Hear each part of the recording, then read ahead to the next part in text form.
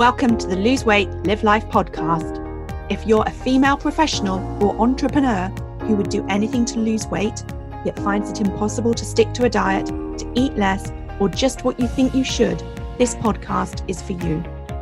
I am your host, certified life and weight coach, Clair MACKENZIE.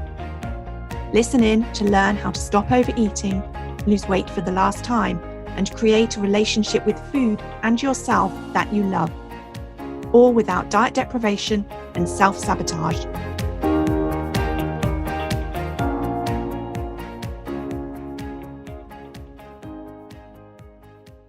Hi everyone, and a very warm welcome to episode number 56. It's great to be back chatting with you after taking a break last week to get away for a few days with my husband.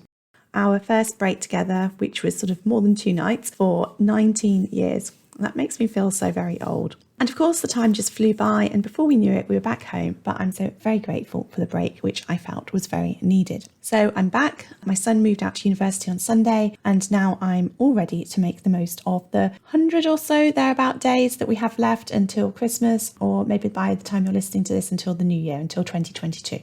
Anyway, today I want to talk to you about FOMO. FOMO stands for fear of missing out. And I guess that when I mention FOMO, you sort of know what I mean. You may be able to relate to that sense, that feeling that is the fear of missing out. Often we get it when we scroll social media and we start to think that everyone else is having more fun than we are, or maybe we realise we missed out on an event that we could have gone to, or maybe we're seeing photos for the people on holiday or going out socialising lots, all sorts of things. We just get that sort of sense that we're missing out on something.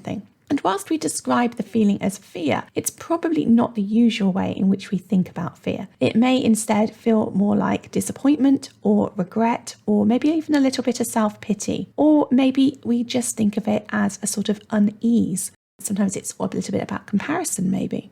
The exact feeling will always be pinpointed by the thought creating it. And because FOMO is created by our thoughts and not the realities or the facts or the circumstances of any situation, then because we all have different thoughts creating our FOMO, the feeling may just be slightly different for each of us. If we think we missed out because of something we didn't do, we may feel regret or disappointment. If we fear we missed out because we weren't invited, then there may be a feeling of hurt or disappointment with it. Okay, so now we sort of talked a little bit about FOMO in general. What is food FOMO? What is fear of missing out when it comes to our food? When does it arise, and what are the specific thoughts related to thinking we're missing out on food? Or it could be an experience connected to food. So take a moment to think about when you get food FOMO. Now, you might not have thought of it as FOMO before, but when do you think that you are missing out?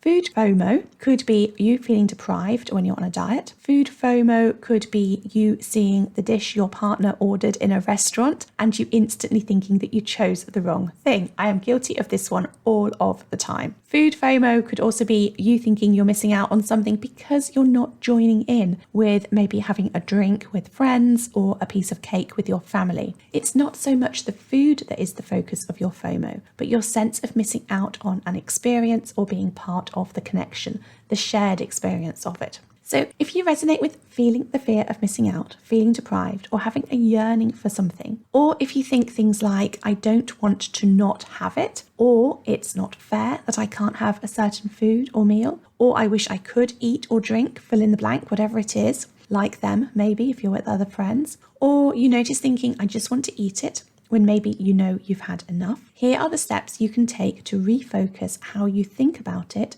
so that you can feel better, so that you can move away from feeling FOMO or feeling deprived. So first, get really clear on what is going on in your mind. So step number 1 is purely to ask yourself, what are you thinking? When you feel FOMO, ask yourself, what is it that I believe I am missing out on? When I ask my clients this, that here are some of the things that typically come up. Some of them might say they are missing out on the pure pleasure of the taste of the food. Oftentimes, people tell me they want the crunchiness of the food. For some people, it is the experience of eating the food in another way. It could be the opportunity to eat a food that they think that they won't be able to have tomorrow or the next day. So it's a sort of, if I don't have it now, then I'm not going to be able to have it type thought. And then other times, as I mentioned earlier, it's often about being part of a celebration, joining in. It's more about the occasion than the actual food, but it's what the food represents, what it's symbolic of. So first of all, is to really understand what is going on for you. Another time, just before I move on, that I sometimes recognise FOMO is when I'm eating a meal that is maybe think of as particularly delicious. So a meal such as sort of like a curry or a Chinese takeaway comes to mind, where I've eaten the meal, I'm enjoying it, and I know that I'm full, but I still carry on eating because I want to carry on. I don't want to miss out on the continued experience, the continued pleasure of having that meal, of what that food was giving me there. So that's another time that it comes up for me. Okay, step number 2 is to really examine the thoughts. So once you've identified what is going on for you, I want you to really look at everything that you have said in your thoughts in your mind. So a thought is a sentence in your mind, and I want you to almost look at every single word and ask yourself what you mean by that word. If you were to break it down, what would be the detail behind it? So you can say things to your brain, tell me more about the pleasure of that food in your mouth. What is it you like? And your brain might tell you something like, well, I like the sweetness. I like, sometimes for some of you, it might be the saltiness, or it might be the texture of the food. Get really, really specific, really, really detailed about what it is that is going on for you there. What is that pleasure that you are wanting? What do you think you're missing out on? Also ask yourself things like, well, if I was to eat that, how long would my experience of that food last? And then ask yourself, what is it about the experience of that food that you're wanting? You can be curious and think, if you don't eat this food now or today, could you choose to arrange to eat it at another time? If it is, why are you wanting to have it at this specific moment? What is it about wanting to have it right now? Your brain's probably telling you that if you don't have it right now, you can't have it ever again. But really look at the truth of that. Ask yourself if it's true that not having the drink or eating the cake will mean that you are missing out on the experience of the celebration. Can you celebrate with your friends and family without having the drink, without having the cake? Ask yourself about that. Really sort of look at it. Why can you enjoy the experience of celebrating without having the food or the drink? And why can't you? Really look at both sides of the equation there. Is it possible that you're just not having the food? Is it possible that you can still take part in the experience when you're not having the food? That's something else I want you to look at there. The more you can explore your thinking, the more you can question yourself and break down your thoughts to the very bare facts and details, the easier it will be to see that the way you're thinking about the food or the meal or the social occasion is not a fact, not a truth, and just a thought, and I want to say a biased thought, given to you by your brain that would like to convince you there's a very good reason for you to be eating the food. Sometimes the realization that your thoughts aren't true, sometimes just seeing that you can enjoy the experience without having to put a certain food in your mouth, or seeing that you can have a glass of wine or a chocolate dessert anytime you choose, is enough to help you step out of FOMO and see that you're not having something out of choice. However, it's not always. So if it isn't, then you can move on to step 3. So step number 3 is to ask yourself, what's the reason why I think I shouldn't eat the food? This question is useful to check in and see if you're caught up in some old diet mentality thinking. Are you telling yourself that some foods are bad or off limits, or that you're not allowed them? If you are, this can often fuel thoughts and feelings associated with FOMO. If you notice you're thinking that I can't have whatever it is, then I want you to stop and remind yourself that whether you eat anything at any time is always your choice. You always get to choose. There is no right or wrong. There is no good or bad choice. But there are choices that will lead you to feeling better in the moment, and there are choices that will lead you to feeling better in the future or in a different moment. Every choice you make will create a different outcome, and you're just figuring out what outcome you want. Okay, so there's no right or wrong, no good or bad, just different choices that create different outcomes or different next steps. Step number 4 is to ask yourself, what would I be missing out on if I ate the food? The primal part of your brain that's always in control when you're faced with an in-the-moment decision is always going to be focused on what it wants most. Its job is to have you do things that feel pleasurable and easy and that don't create a negative emotion for you. But asking yourself what you would be missing out on if you ate the food or the meal is forcing you to engage your higher human executive thinking part of your brain so that you can see through the mist and have clarity around the consideration that you would be missing out on. Now, of course, what you would be missing out on would depend on the unique situation. But if, for example, you're thinking you're missing out on an evening of cocktails with the girls, maybe not having them will mean that you're missing out on a clear head in the morning or losing the weight that you want to lose that week. Step number 5 is to ask yourself, what do I gain by allowing myself to feel okay with feeling FOMO?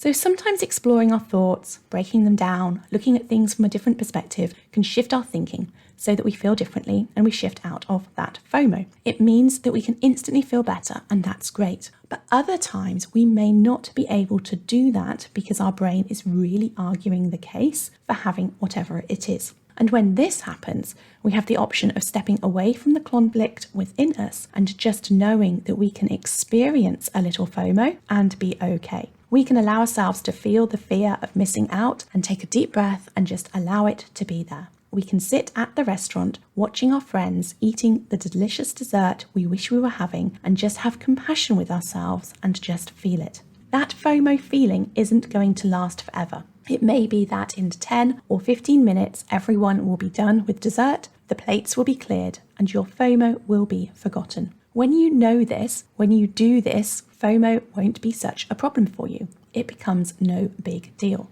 Okay, so I'm going to run through a specific example. Sometimes I will feel FOMO if I'm with friends at their house for dinner and there are desserts on offer. In fact, my brain would describe them as delicious desserts. I would feel the fear of missing out, and that fear would be underpinned by the thoughts. Thoughts like, that looks delicious. I bet that tastes good. I can't miss out on the opportunity to have this because it's homemade.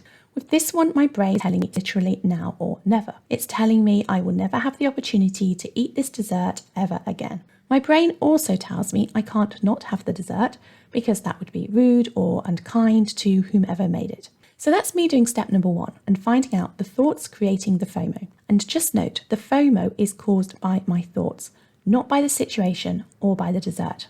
Okay, so step number 2 is then examining each of those thoughts. Yes, it looks delicious, but I don't know it's delicious. Sometimes foods look delicious and don't taste delicious. Maybe it won't taste good. Maybe it will. I don't know. Okay, so the other thought is about it being homemade. Being homemade doesn't mean that this is my only opportunity to have this food. I could ask for the recipe and make it myself. So if I didn't have the dessert, if it doesn't mean I am being rude or unkind, it just means I am choosing not to have the dessert. If I'm at a party where 5 people bring 5 different desserts, I don't tell myself I have to eat all of them. Well, actually, I might have done on some occasions, but you know what I mean. I can compliment my friend on her delicious looking dessert without eating it. I don't need to give a reason for not having some. Okay, so by now, the FOMO is maybe starting to loosen its grip on me a little.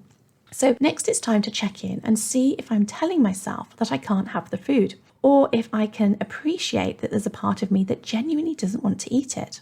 If I'm telling myself I can't have it, then it's worth reminding myself I get to choose. If I'm recognizing there's a part of me that does want to have it and a part of me that doesn't want to have it, then step 4 is to ask myself, what don't I want to eat about the dessert? So why don't I want to eat the dessert? What would I be missing out on by eating it? So if I ate the dessert, I would be missing out on maybe the feeling of being pleased with myself that I didn't overeat or that I ate what I planned. If I ate the dessert, I may very well find that I want more dessert and end up eating more and being overly full and feeling uncomfortable. So something that I often find is if I eat something like dessert, and especially dessert at a friend's house like this where there's normally loads available and there's the opportunity to go back for seconds, I start to desire it even more if it tastes as good as it looks. And then I end up going back and having more than I tell myself I was going to have initially. I'd probably say, oh, I'm just going to have a little bit, but I end up going back and eating more and more and more. So it could also be that eating the dessert will give me indigestion, because sometimes those foods do. Anything that is sort of, cake based, for example, often leaves me with indigestion and feeling bloated and feeling uncomfortable. And I might even find that I'm not enjoying the evening as much half an hour later. It could also be that I would regret eating the dessert in the morning. It could be that I will regret eating the dessert when I next weigh myself and start to wonder if maybe the reason for not losing weight or for gaining weight when I was wanting to maintain it is tied to the dessert. It may be that eating the dessert triggers some old diet patterning where I start a spiral of self-talk about being a failure or messing up, and that leaves me feeling pretty rubbish. And when I'm feeling pretty rubbish, I know I'm more likely to overeat and comfort myself with food. All sorts of things that could be going on for me, for us, depending on where we are in our weight loss journey, and how skilled we've got at managing our minds and how peaceful our relationship with food is. Okay, so if all of that doesn't take me out of FOMO, step 5 is to allow myself to feel it and remind myself of what I'm gaining by doing that. When I am willing to feel FOMO for 10 minutes, half an hour, or even an hour, I am taking a step closer towards being the weight I want to be. I am learning the skill of not making food decisions I later regret. And I know it will become easier to make food choices that serve me the more that I am doing it, the more that I allow these feelings of FOMO to be there. I am choosing feeling physically healthy. I am learning to feel in control around food. I am learning that I can choose to not have a certain food in the moment, knowing that I get to choose to have that food at any time I want in the future. I am choosing to be the person who has the relationship with food that I want. The person who I envisage likes the decisions she makes around food so that she can easily lose weight and maintain it. All of these thoughts, all of these sentences in my mind are thoughts, they are sentences. They're no more truths than the other thoughts on the other side of the equation, but they're thoughts that serve me. There are thoughts that help me lean into and be willing to feel the FOMO without it being a big deal. I'm not sitting there feeling that FOMO, feeling miserable and deprived and sorry for myself. I'm sitting there feeling that FOMO, knowing that I'm going to feel pleased with myself. I'm not going to feel bloated. I'm going to feel happy in the morning. I'm going to be celebrating my success in terms of managing my mind around food and observing my thoughts around food, and I'm changing my relationship with food. Okay, so one more thing before I go. I want you to think about this because I also see this quite a lot. So many of you will be using FOMO as a reason to not get started on your weight loss journey. And I totally get this. And I've been there many times. And I think that if, like me, you've got a history of feeling deprived on diets, failing diets, or being successful at diets, promising yourself you'll never gain the weight back and gaining it back anyway, that you may have a fear of diet deprivation. You may have a fear of negative self-talk when you tell yourself you've messed up. You may have a fear of not being able to eat what you want and do what you want. You have a fear of feeling out of control and feeling conflicted, okay? And what you envisage your weight loss journey to look like because of all of your previous experiences could be creating sort of like forward-thinking, anticipated FOMO. It's almost like a fear of missing out that is holding you back and preventing you from getting started. And I want you to know that this doesn't have to be your experience. Just like when we broke down all the thoughts in the example about having dessert at a social occasion at a friend's house, you can examine and break down your thoughts about what it means to start your weight loss journey. You do not need to deprive yourself of certain foods. You don't need to say horrible things to yourself when you overeat. You can lose weight by only eating what you choose. In fact, as far as I'm concerned, that's the only way to lose weight. You can lose weight without feeling conflicted and out of control because you can learn the tools and skills to help you with all of those. And just like in the earlier example, you can start to look at it from the other perspective, from the other side of the equation. What are you missing out on by choosing to not start your weight loss journey? What are you missing out on by choosing not to focus on your health? What are you missing out on by not being able to wear clothes that you feel fit you or that you like? Or maybe if you are not feeling confident because of your weight, maybe you are not having as much energy as you know you could have. What are you missing out on by all of those things? Are you missing out on enjoying socializing? What is it for you? What are the reasons you want to lose weight? You can use those to help you when you notice you are resistant to getting started because of fears you have about what you will be missing out on your journey. Okay, so that's what I wanted to talk to you about today. And if you're interested to learn more about how to lose weight without dieting, if you want to create a relationship with food that you love, then why not come and enroll in my next free masterclass? It takes place on Tuesday, the 26th of October at 7:30 p.m. UK time. And we will be focusing on the 5 steps to end emotional eating. And you can find out more and register at www.thebestyou.coach/masterclass. Okay, and I would, of course, love to have you join. That's it for today. Have a good week, and I will see you on the next episode. If you enjoyed listening to this podcast and are ready to live a more intentional life, lose weight as a part of that journey, and create a relationship with food and yourself that you love, then I would be honoured to be your coach. There are 2 ways that you can work with me. You can join my monthly membership program, My One Life Academy, that gives you self-paced learning, supported by twice weekly live calls and a whole lot more. Or you can join the waiting list for my next 6-month Lose Weight, Live Life group coaching mastermind intensive. Go to www.thebestyou.coach/coaching to find out all the details.